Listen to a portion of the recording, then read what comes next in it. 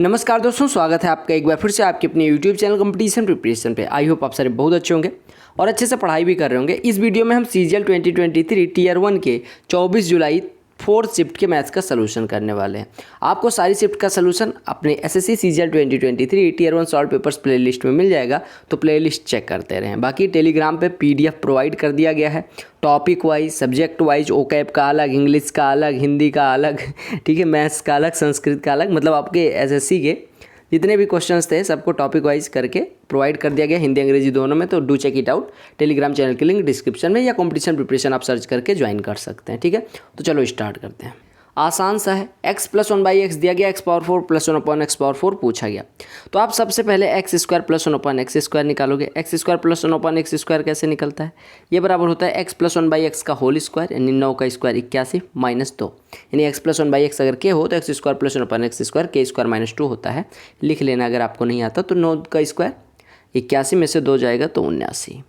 Similarly x² + 1/x² पता चल गया तो x पावर 4 + 1/x पावर 4 बराबर हो जाएगा 79 का स्क्वायर - 2। अब इसमें आपको क्या सॉल्व करना था? नहीं, 79 का स्क्वायर यूनिट डिजिट 1, 1 में से 2 यानी 11 में से 2 घटेगा 9, यूनिट डिजिट 9 होनी चाहिए। आपका आंसर पहला हो गया। एक आदमी है जो अपनी वस्तुओं को x% बढ़ा के मार्क करता है कॉस्ट प्राइस से और 12% का डिस्काउंट देता है, फिर भी 10% का प्रॉफिट होता है। तो आपको बताना है x% और प्रॉफिट परसेंट के बीच का डिफरेंस।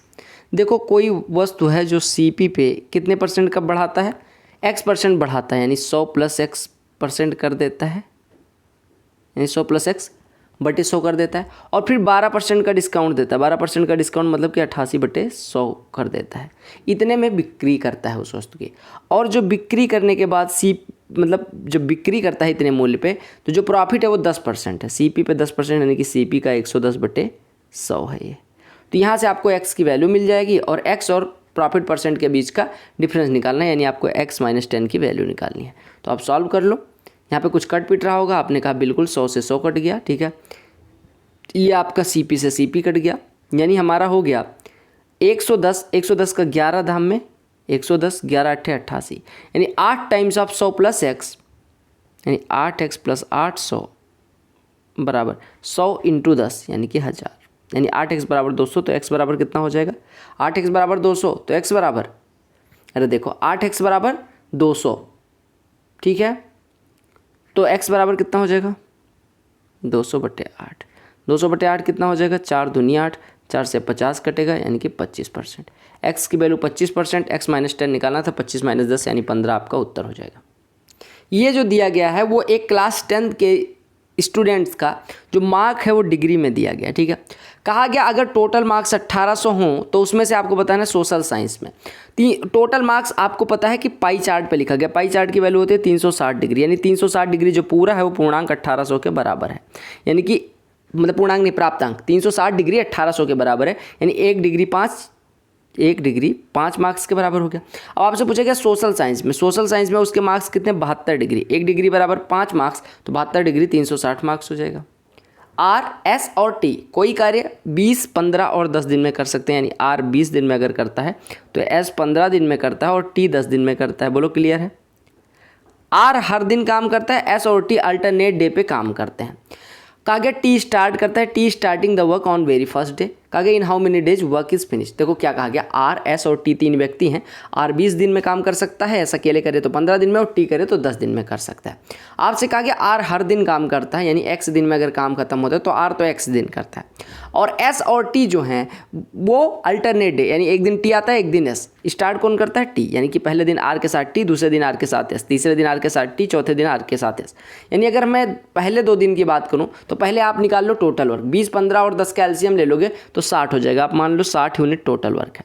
ये 20 दिन में 60 करता है, यानी एक दिन में 3 करता होगा, 15 दिन में 60 करता है, यानी एक दिन में 4, और T 10 दिन में 60 कर सकता है, यानी एक दिन में 6 करेगा। अब पहले दिन R और T आएंगे, यानी पहले दिन में कितना काम होगा? 3 और 6 मिलके 9। पहले दिन कौन आएगा? R और T, क्योंकि T स्टार्ट करता है। दूसरे दिन कौन आएगा? R और S, यानी 3, 4, 7, यानी कि 2 दिन में 16 यूनिट काम हुआ। 2 दिन में 16 यूनिट काम हो जाता है। 2 दिन में 16 यूनिट हो गया। हमें पहुंचना है 60 यूनिट तक। 2 दिन में 16 यूनिट, यानी एक दिन में 8 यूनिट तो 2 दिन में अगर 16 यूनिट होता है मेरे भाई, तो एक दिन में 8 यूनिट, यानी हम कह सकते हैं कि 7 दिन में 56 यूनिट हो जाएगा। ऐसा हो जाएगा। नहीं, आपको एक चीज़ देखना है, अभी आपको ये देखना है भैया कि 2 दिन में 16 यूनिट हो गया, क्लियर है, ठीक है। यानी कि हम कह सकते हैं कि 6 दिन में कितना हो जाएगा, 48 यूनिट। बोलो क्लियर है। 7वें दिन कौन जाएगा, 7वें दिन जाएगा आर और टी। आर और टी एक दिन में कितना करते हैं, आर और टी मिलके 9 कर देंगे, यानी 7 दिन में हो जाएगा 48 9 57 यूनिट। अब बचा कितना, 3 यूनिट। करना किसने है, आर और एस ने।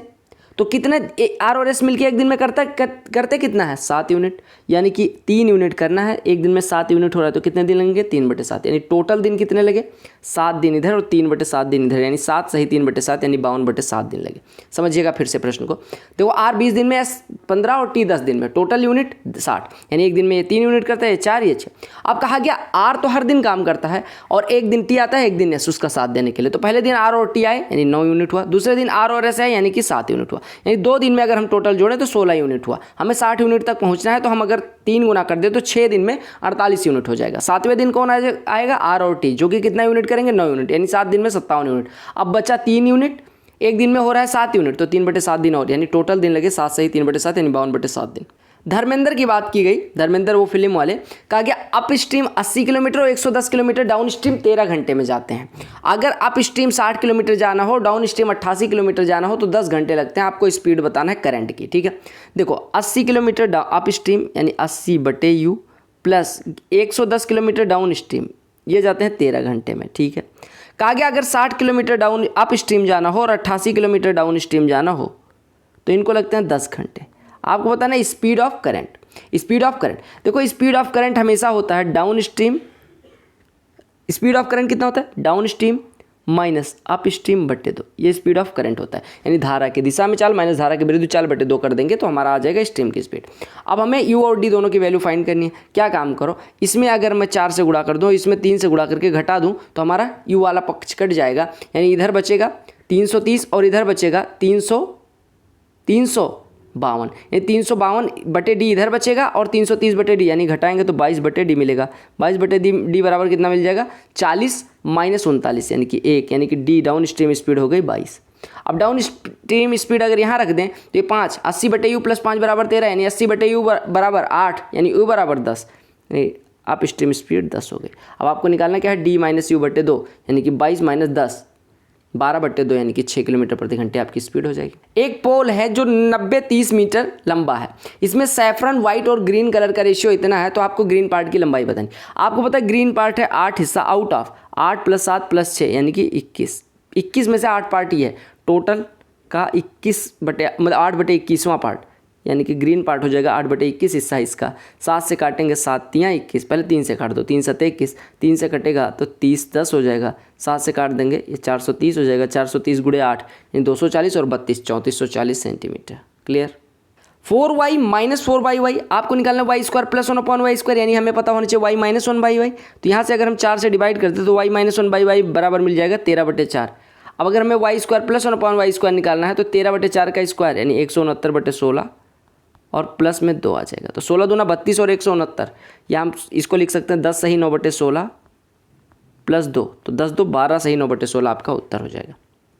करना क्या है, सिंप्लीफाई करने में 2 चौको 8, 8 13 में से घटेगा 5, 7 8 56, 5 61, यानी इसकी वैल्यू हो गई 61, 61 63 में से घटेगा 2, 2 80 में डिवाइड करेगा 40, 40 220 260। देखो पाई चार्ट पढ़ना, उत्तर देना है। कहा गया entire fund that school gets from different sources is equal to 10 lakh, यानी कि अलग अलग sources, NGO 38%, donation 35%, internal sources 15%, 12% government agency देती हैं।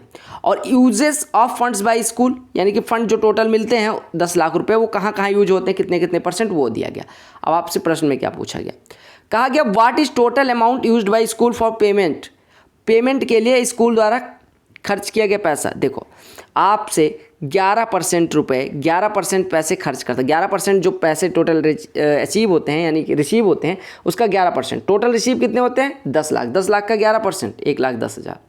एक बोट है जो 80 किलोमीटर डाउन स्ट्रीम 8 घंटे में तय करती है, यानी डाउन स्ट्रीम स्पीड कितनी होगी 10 किलोमीटर प्रति घंटे, और 10 अप स्ट्रीम अगर ट्रेवल करे तो यही दूरी तय करने में 10 घंटे लगते हैं, यानी 80 को ट्रेवल करने में 10 घंटे, यानी अप स्ट्रीम स्पीड कितनी होगी 8। आपको निकालनी है speed of boat. Speed of boat in still water, यानी कि शांत जल में नाव की चाल होती है down stream speed plus up stream बटे 2, यानी कि धारा के विरुद्ध प्लस धारा की दिशा में चाल बटे 2, 10 8 18 बटे 2, यानी 9 किलोमीटर प्रति घंटे।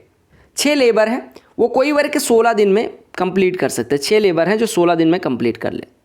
10 लेबर अवेलेबल हैं, लेकिन वर्क कहा गया 10 labours are available but the work is to be finished by 8 days, यानी कि 10 लेबर मतलब उनके पास हैं, लेकिन हमें वर्क को कितने दिन में कंप्लीट करना है 8 दिन में। तो कहा गया कितने और आदमियों की ज़रूरत होगी।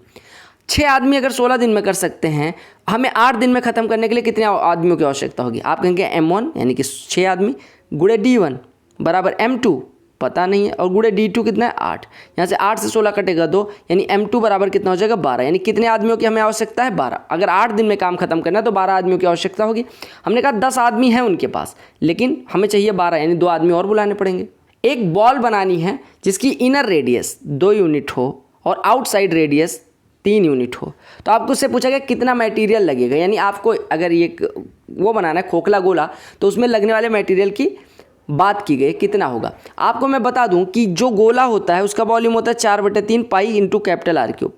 अब चूंकि खोखला गोला है तो खोखले गोले के लिए जो वॉल्यूम होता है वो होता है 4/3 pi capital R cube minus small r cube. ये होता है खोखले गोले का आयतन। यही आयतन हो जाएगा मटेरियल, लगने वाले मटेरियल की मात्रा। तो ये हो गया 4/3 पाई गुणे 3 का क्यूब 27 माइनस 8 यानी कि 19, 19 गुणे 4/3 पाई यानी कि 76/3 पाई या 76 पाई/3 वॉल्यूम हो जाएगा। क्लियर। देखो ये बहुत सुंदर सा प्रश्न है। कहा गया 2 इक्वल सर्कल 18 सेंटीमीटर रेडियस के इस तरह से इंटरसेक्ट करते हैं कि वह एक दूसरे के केंद्र से होकर गुजरते हैं, तो कॉमन टेंजेंट की लंबाई, कॉमन कॉर्ड की लंबाई बतानी, यानी इस कॉर्ड की लंबाई। देखो सिंपल सी बात है, अगर ये केंद्र से होकर गुजरता है एक दूसरे के, तो ये जो लंबाई होगी वो उसके रेडियस के बराबर हो जाएगी, और चूंकि ये कॉर्ड जो है, कॉमन कॉर्ड जो है, वो इसको परपेंडिकुलरली बाइसेक्ट करेगी। तो आप कहेंगे कि अगर ये 18 था तो अगर हम कॉमन कॉर्ड ड्रा करेंगे तो ये 9 में बांट देगी। अब लेंथ ऑफ कॉमन कॉर्ड बतानी है। आपको पता है ये लंबाई कितनी है 9, बोलो क्लियर है। अच्छा सर ये वाली लंबाई कितनी है 18, क्योंकि त्रिज्या 18 है। आपने कहा ये 18 है, इतना हिस्सा 9 है, अगर ये परपेंडिकुलर है तो कॉमन कॉर्ड की आधा दूरी कितनी हो जाएगी। अगर ये परपेंडिकुलर हो, सिंपल सी बात समझो, अगर 2 वृत्त एक दूसरे के केंद्र से होकर गुजरते हैं तो उनकी जो कॉर्ड होती है वो उनकी रेडियस को, जो बीच वाली ये वाली रेडियस होगी, उसको परपेंडिकुलरली बाइसेक्ट करेगी। ठीक है, बाइसेक्ट कर रही है। ठीक है, बस ये जो रेडियस होनी चाहिए वो दोनों के सेंटर्स को ज्वाइन करनी चाहिए। अब अगर ये इस पर परपेंडिकुलर है तो ये वाला भी तो इस पर परपेंडिकुलर हुआ, और अगर हम किसी वृत्त के केंद्र से जीवा पे लंब ड्रा करें तो वो भी बाइसेक्ट होगा, यानी हमें ये दूरी इस दूरी के बराबर पता है। अब हम इस ट्रायंगल में आ जाते हैं। ये 18 है, ये 9 है, तो ये कितना हो जाएगा 9√2 हो जाएगा, 9√3 हो जाएगा, क्योंकि अंडर रूट में 18 का स्क्वायर माइनस 9 का स्क्वायर, 9 कॉमन ले लेंगे तो 2 का स्क्वायर माइनस 1 का स्क्वायर, यानी कि 9√3 ये हो गया। अगर इतने की लंबाई 9√3 है तो पूरी जीवा की लंबाई 18√3 हो जाएगी। 18√3 को इन्होंने 6√27 लिख लिया। देखो 6√27 को लिख सकते हैं 6 गुणे √9 इंटू 3, √9 की वैल्यू 3, यानी कि 3 गुणे 6√3 लिखा हुआ है। रीमा अपनी सैलरी का 35% फूड आर्टिकल्स पे खर्च करती है। 35% इधर खर्च कर दिया। रिमेनिंग का 15% यानी बचा जो 65% उसका 15%, 15% कितना होता है 3/20, यानी 65 दिया 195/20, यानी कि 9.75% वो खर्च कर देती है किस पे, क्लॉथ्स पे। 40% रिमेनिंग का वो सेव करती है। ठीक है, अगर मंथली सैलरी इतनी है तो आपको बताना है कितना सेव करती है। अब देखो आप ऐसे भी कर सकते थे परसेंटेज कैलकुलेट करके। अब मैं क्या कहता हूँ, देखो 27,500 उसकी सैलरी है, उसने 35% खर्च कर दिया, यानी अब बचा इसका 65%। 65% होता है 13/20, बोलो होता है नहीं होता। अब इतना उसके पास बचा हुआ है, जो बचा हुआ है उसका 15% क्लॉथ पे खर्च कर दे रही है, यानी अब उसके पास क्लॉथ पे खर्च करने के बाद इसका बचे हुए का, यानी इसका 85% बचा, यानी इसका 17/20 बचा। और अब उसके पास जो बचा हुआ है उसका 40% वो क्या काम करती है, सेव करती है। 40% सेव करती है, यानी कि इसका 40% सेव करती है, यानी इसका 2/5 हिस्सा सेव करती है। तो आपको यही पूछा गया था सेविंग कितनी होगी, यही निकालना था। 1 0 1 0 1 0 1 0 2 कट गया। अब आपको सॉल्व करना है। 275 गुणे 13 गुणे 2 से काट दोगे 8.5 मिलेगा, और 5 से कटेगा 1.7 मिलेगा, यानी कि 1.7 गुणा कर दो। 13 × 25 65, 13 × 7 91, 6 97, 13 दूना 26 और 9 35 को 1.7 में गुणा करेंगे तो ये आप 2 से गुणा करके और 0.3 से गुणा करके घटा भी सकते हैं। अदरवाइज 17 25 85 हासिल आई 8, 17 7 119 8 127 हासिल आई 12, 17 25 85 12 97, 17 3 51 9 60, एक अंक पे दशमलव, इतना रुपया बचाएगी। क्लियर। कहा गया दो ट्राइंगल हैं ए बी सी जिसमें ए बी सी और A D parallel B C है, यानी कि ये वाला इसके सिमिलर हो जाएगा। अगर सिमिलर हो गया, बी सी की लंबाई दे दी गई है 8, डी दे दिया गया 6, एरिया ए डी की दे दिया गया 90, तो ए बी सी की एरिया पूछी। अगर दो ट्राइंगल सिमिलर हो तो उनके करस्पॉन्डिंग साइड्स का जो रेशियो होता है, यानी कि डी बटे बी सी, करस्पॉन्डिंग साइड्स का जो रेशियो होता है उसका स्क्वायर उनके एरिया के रेशियो के बराबर होता है, यानी कि ये बराबर हो जाएगा ट्राइंगल ए डी ई की एरिया बटे ट्राइंगल ए बी सी की एरिया। ठीक है। अब देखो ये कितना हो गया 6 बटे 8, यानी 3 बटे 4 का स्क्वायर 9 बटे 16 बराबर 90 बटे ट्राइंगल ए बी सी की एरिया। 9 से 90 कटा 10, यानी यहाँ से ट्राइंगल ए बी सी की एरिया हो गई 16 गुणे 10 160। एक इक्विलेटरल ट्राइंगल है जिसकी लंबाई, भुजा की लंबाई 12 सेंटीमीटर है। एरिया पूछा गया। आपको बता दूं कि यह पता होगा कि इक्विलेटरल ट्राइंगल यानी समबाहु त्रिभुज का जो एरिया होता है वो √3 बटे 4 गुणे साइड का स्क्वायर, यानी 12 का स्क्वायर 144। 4 से 144 कटेगा 36, √3 की वैल्यू 1.732 दी गई, 1.732 गुणे 36। अब 36 का पहाड़ा पता है तो बहुत अच्छा, नहीं पता तो याद कर लो। 36 दूना 72 हासिल आई 7, 36 सत्तियाँ 108, 7 115 हासिल आई 11, 36 सत्ते 252, 252 11 263 हासिल आई 26, 36 कम 36 26 62, कितने 3 अंक बाद दशमलव, यानी 62.35 आपका उत्तर हो गया। कहा गया 13 माइनस दिस वन बराबर 20। अगर 13 में से कोई बड़ा सा ब्रैकेट घटता है, यानी बिग ब्रैकेट घटता है 13 में से और उसकी वैल्यू 20 आती है, तो बिग ब्रैकेट की वैल्यू कितनी हो जाएगी -7, क्योंकि 13 माइनस -7 बराबर 20 हो जाएगी। अगर बिग ब्रैकेट की अब हम बात करते हैं, यानी इस वाले पार्ट की बात करते हैं, अगर 10 2 12, 12 माइनस करली ब्रैकेट बराबर -7 है, 12 माइनस करली ब्रैकेट बराबर -7 है, तो करली ब्रैकेट की वैल्यू कितनी हो जाएगी 12 माइनस करली ब्रैकेट बराबर -7, तो करली ब्रैकेट की वैल्यू हो जाएगी 19। करली ब्रैकेट में आते हैं, यानी हमें कौन से ब्रैकेट में आना है, करली वाले में। अब हम आगे करली ब्रैकेट में। करली ब्रैकेट में आने के बाद हमें पता चला कि 16 + 8 डिवाइडेड बाई k-2 बराबर 19 है, तो हम कह सकते हैं कि 8 डिवाइडेड बाई k-2 बराबर हो जाएगा 3, हो जाएगा। बस आपका काम खत्म हो गया। यानी 8 बटे k-2 बराबर 3, यानी k-2 बराबर 8 बटे 3, यानी k की वैल्यू कितनी हो जाएगी 8 बटे 3 धन 2, यानी 3 दूनी 6 8 14 बटे 3। बोलो कहीं पे कोई दिक्कत हुई नहीं। तो मुन्ना ट्रिक तो इतना है ना कि लप्पू कर दूंगा प्रश्नों को। कहा गया time required for sum of money to amount 3 times at 8% simple interest. हमें पता है 3 गुना होना है, यानी कि 200% अगर ब्याज मिल जाए तो 100 से 200% ब्याज यानी कि 300% हो जाएगा। एक साल में 8% मिलता है तो 200 के लिए 200 बटे 8 यानी 25 वर्षों की आवश्यकता होगी। एक दीदी ने कमेंट किया कि बहुत बड़े बड़े प्रश्न होते हैं भैया कई सारे, उसको आसानी से पढ़ो। चलो आसानी से पढ़ते हैं। एक एग्जाम होता है, एक कैंडिडेट 3 पेपर के लिए बैठता है। कैंडिडेट ने 75% मार्क्स पेपर ए में सिक्योर करे हैं, बी में 80% सिक्योर करे हैं और सी में 60% मार्क्स सिक्योर करे हैं। ए बी सी का जो वेटेज था वो 40 50 और 10% था। तो आपको बताना है weightage percentage of marks obtained by candidate when all 3 papers taken together.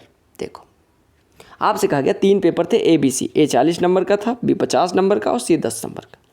A part में उसे 75% मिले, यानी 40 का 75% यानी कि 30 नंबर ए में मिल गए।